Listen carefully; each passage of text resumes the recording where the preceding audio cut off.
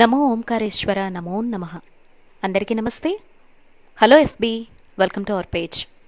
మనము ఉజ్జయిని ఓంకారేశ్వర్ టూర్లో ఉన్నామండి. ఇందులో భాగంగా ఓంకారేశ్వర్ ఉజ్జయిని గురించి నాకు తెలిసిన అనుభవాలతో నేను చూసినటువంటి ప్రదేశాలన్నీ కూడా వీడియోస్ రూపంలో అందిస్తూ ఉన్నాను.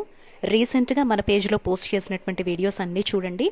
ఎప్పుడైనా ఎవరైనా గనక ఉజ్జయిని ఓంకారేశ్వర జ్యోతిర్లింగాల దర్శనానికి వెళితే గనక మన వీడియోస్ కొంతవరకు అవగాహన కల్పించడంతో పాటుగా ఉపయోగపడతాయని భావిస్తున్నాను. ఇక్కడ మీరు చూస్తున్నటువంటిది గోముఖం నుంచి వచ్చేటువంటి ధారగా పిలుస్తారండి. గోముఖి ఘాట్ అంటారు. మనకి ఓంకారేశ్వర జ్యోతిర్లింగానికి వెళితే గనక స్వామివారు నర్మదా నదీ తీరంలో ఉంటారు. అక్కడ 2 రూపాల్లో కొలువై ఉన్నారు. ఓంకారేశ్వరం మాత్రమే ప్రత్యేకత ఏంటంటే మములేశ్వరుడు, అమలేశ్వరుడు, అమరేశ్వరుడుగా పిలిచేటువంటి స్వామివారు. అదేవిధంగా ఓంకారేశ్వరుడు 2 లింగాలుగా వీరిద్దరినీ మధ్యలో చీలుస్తూ నర్మదమ్మ ప్రవహిస్తూ కనిపిస్తారు. ఆ దృశ్యాన్ని మీరు చూడాలి అనుకుంటే గనక మీరు ముందర వీడియోస్ గనక గమనిస్తే తప్పకుండా మీకు కనిపిస్తుందండి.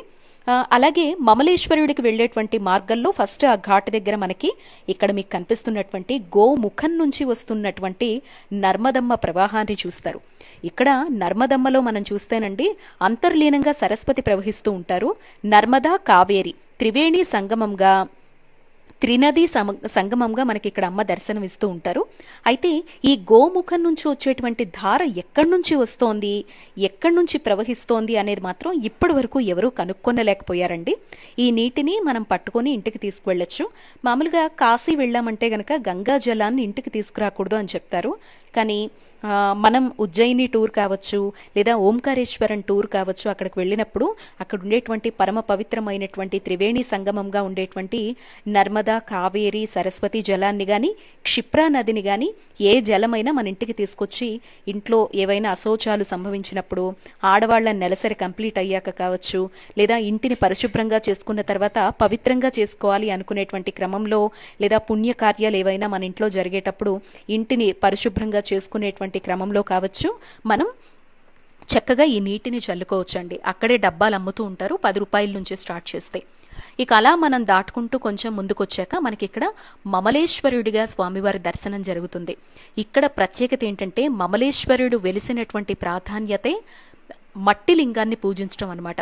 మనందరికీ తెలుసు కదండి, శివయ్యకు అన్ని ఆరాధనల్లోకెల్లా అభిషేకం అంటే ఎంత ప్రీతో ఆయన్ను పూజించేటువంటి విధానంలో పార్థివ లింగ పూజకు అంత ప్రాధాన్యత ఉంటుందన్నమాట. ఇక్కడ మమలేశ్వరుణ్ణి చూస్తే సాక్షాత్ కాశీ విశ్వనాథుణ్ణి చూసినటువంటి భావన కలుగుతుందన్నమాట.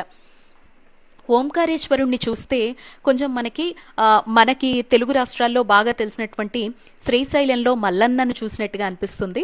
కానీ మమలేశ్వరుణ్ణి చూస్తే మాత్రం అక్కడ సాక్షాత్తు కాశీ విశ్వనాథుడు యాజ్ ఇట్ ఈజ్ 98% వరకు రూపం అలాగే ఉందా అన్నట్టుగా మనకి స్వామివారి రూపం కనిపిస్తుందన్నమాట.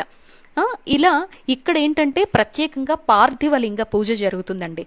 మనం ఒక రోజు స్పెండ్ చేసి అక్కడ ఉంటాము అనుకుంటే గనక మనకి జీవితంలో ఏమన్నా దోషాలుంటే వాటిని తొలగించడానికి మమలేశ్వర క్షేత్రంలో ప్రత్యేకంగా కోటి పార్థివలింగ పూజ, లేదంటే సహస్ర పార్థివలింగ పూజ, లేదా శతసహస్ర పార్థివలింగ పూజ అని కొన్ని ప్రత్యేక సందర్భాల్లో కావచ్చు, మనం ముందుగా బుక్ చేసుకున్నా కూడా అక్కడ ఆలయ కౌంటర్ దగ్గర చక్కగా స్వామివారికి సంబంధించి అభిషేకాదులు, ఈ పార్థివలింగ పూజలో మనం పాల్గొనవచ్చు. ఇక్కడ అంతర్లీనంగా మనం చూస్తేనండి స్వామివారు ఓంకారేశ్వరుడిగా అక్కడ లింగ రూపంలో, పార్థివలింగ రూపంలో మమలేశ్వరుడిగా వచ్చారు అని చెప్పి కూడా ఇక్కడ పురాణ కథనం బట్టి మనకు తెలుస్తుందండి. ఇంకా ఈ చుట్టుపక్కల ప్రాంగణంలో చూస్తే చాలా చాలా దేవాలయాలు కనిపిస్తాయండి. నందీశ్వరుడు ఉంటారు, చాలా చాలా శివలింగాలు. అక్కడ బోర్డ్స్ అయితే పెద్దగా ఉండవు.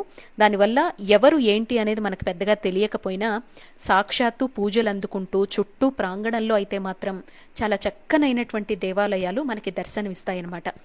ఈ టెంపుల్ అంటే మమలేశ్వరుడు టెంపుల్ టైమింగ్స్ అయితే మాత్రం అండి మధ్యాహ్నం స్వామివారికి హారతి నివేదన ఇచ్చేటువంటి సమయంలో తప్ప, అంటే భోగం నైవేద్యం పెట్టేటువంటి సమయంలో తప్ప, ఉదయం 3 గంటల నుంచి మొదలు పెడితే సాయంత్రం 7 గంటల వరకు అన్ని ఆలయాలు తెరిచి ఉంటాయి.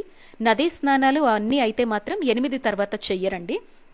కానీ స్వామివారికి చివరి హారతి మాత్రం రాత్రి 8 నుంచి 9 గంటల మధ్య ఇస్తారు అని చెప్తారు. ఇవన్నీ కూడా మనకి ఒక చిన్న పల్లెలో ఉన్నటువంటి భావన కలుగుతుందండి. ఓంకారేశ్వరం అయినా మములేశ్వరం అయినా మనం ఒక చిన్న పల్లెటూరు చూస్తే, ఒక చిన్న గ్రామం చూస్తే అందులో ఈ ఆలయాలు ఉన్నాయా అన్నట్టుగా అనిపిస్తుంది. పెద్దగా సౌకర్యాలు ఆ చుట్టుపక్కల ఎక్కడ కనపడవండి. అందుకే ఎవరైనా కూడా ఉజ్జయిని టూర్కి కానీ ఓంకారేశ్వరం టూర్కి కానీ వస్తే గనక ఇండోర్లో స్టే చేస్తారు. ఇండోర్లో రూమ్ అవి తీసుకొని అక్కడి నుంచి క్యాబ్తో వస్తారనమాట. మేమైతే ఇండోర్లోనే స్టే చేసి ఫస్ట్ ఓంకారేశ్వరం వచ్చామండి. మీరు ముందర వీడియోలు చూస్తే అర్థమవుతుంది. నాకు ఇండోర్ నుంచి ఓంకారేశ్వరం వరకు కూడా 3,000 రూపాయలు తీసుకున్నారు. ఆ గైడే మొత్తం, అంటే ఆ క్యాబ్ డ్రైవర్ ఎవరైతే ఉన్నారో వారే మొత్తం టెంపుల్స్ 2 కూడా చూపించి, నదీ స్నానం చేయించి, స్వామివారి దర్శనం చక్కగా చేయించారనమాట. అలా నా ఓంకారేశ్వరం మములేశ్వరం టూర్ అయితే కంప్లీట్ అయింది. పొద్దున్న నుంచి మధ్యాహ్నం 2 గంటల వరకు కూడా ఇక్కడే మొత్తం దర్శనాలన్నీ కంప్లీట్ అయిపోయాయండి. తిరిగి మేము బయలుదేరి ఓంకారేశ్వరం అంటే ఇండోర్ వెళ్ళిపోయాము. ఇండోర్ వెళ్ళిపోయిన తర్వాత ఇంకా సాయంత్రం అక్కడే స్టే చేసి నెక్స్ట్ డే ఉజ్జయినికి వెళ్ళిపోయాను అనమాట. ఇక్కడ నుంచి మీరందరూ చూడడానికి ఉజ్జయిని వీడియోస్ వస్తాయండి. ఉజ్జయినిలో అణువణువు కూడా నేను చూసినటువంటి కళ్ళతో, నేను పొందినటువంటి అనుభూతులతో వీడియోస్ అన్నీ పెడతానండి. చూసే ప్రతి వీడియో కూడా తప్పకుండా ఒక్క లైక్ ఇస్తే చాలా మంచిగా చేయడానికి నాకు ప్రోత్సాహం లభిస్తుంది.